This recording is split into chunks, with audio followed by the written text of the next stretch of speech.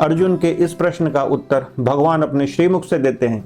भगवान बोलते हैं कि हे महाबाहो अर्जुन, तुमने सही कहा कि मन बड़ा चंचल है और इसको वश में करना, इसका निग्रह करना बहुत कठिन है।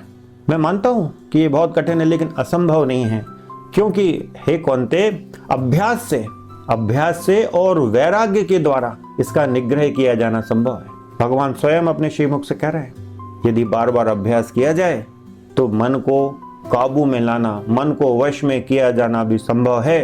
तो अब ये कैसे हो सकता है? मन को वश में कैसे किया जा सकता है? तो अब जैसे भी हम लोग देखते हैं, मनुष्य के 6 शत्रु बताए गए हैं, षड रिपु कहते हैं जिनको, काम, क्रोध, मद, मोह, लोभ और मात्सर्य। मात्सर्य यानी ईर्ष्या। ये षड रिपु बताए हैं शास्त्रों में। और जब तक इन 6 शत्रुओं पर, जो हमारे मन के शत्रु हैं, ये शरीर के शत्रु नहीं है, ये कोई तलवार लेके मारने के लिए आने वाले नहीं है, लेकिन मन के लिए ये अपने तलवारें, भाले, बड़ी बड़ी तोपें सजा के बैठे हुए हैं इस मन को मार डालने के लिए। इस मन के शत्रु हैं ये।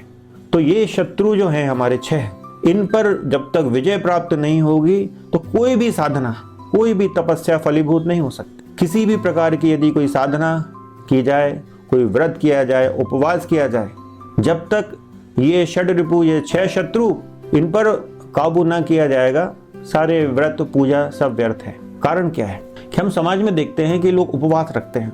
बहुत सारे व्रत हमारे सनातन धर्म में आते हैं, व्रत उपवास आते हैं, तो लोग उपवास रखते हैं, व्रत रखते हैं।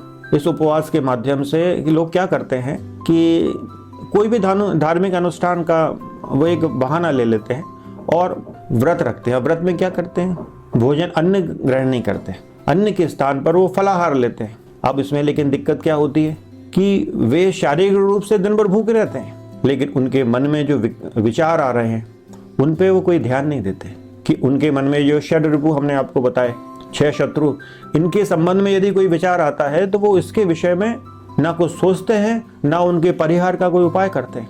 उनकी जो कामनाएं यदि जागृत होती हैं, उनके मन में मोह, लोभ उत्पन्न हो जाता है, यदि उनको क्रोध आता है, यदि किसी के प्रति ईर्ष्या हो जाती है उनके मन में, तो इन सब भावों के लिए वो कोई समय नहीं देते, ना इसका विचार करते हैं। तो जब तक किसी भी तपस्या में, किसी भी साधना में मन को सम्मिलित नहीं किया जाएगा, वो तपस्या फलीभूत नहीं हो सकती। उस तपस्या की, उस साधना की पूर्णता नहीं हो सकती, क्योंकि उसमें मन को शामिल नहीं किया गया है। इस विषय में संपूर्ण वीडियो देखने के लिए इस शॉर्ट्स में ऐड की हुई लिंक के माध्यम से चैनल पर जाएं। चैनल का नाम है रामायण बाय हर्ष तिवारी और संपूर्ण वीडियो देखें।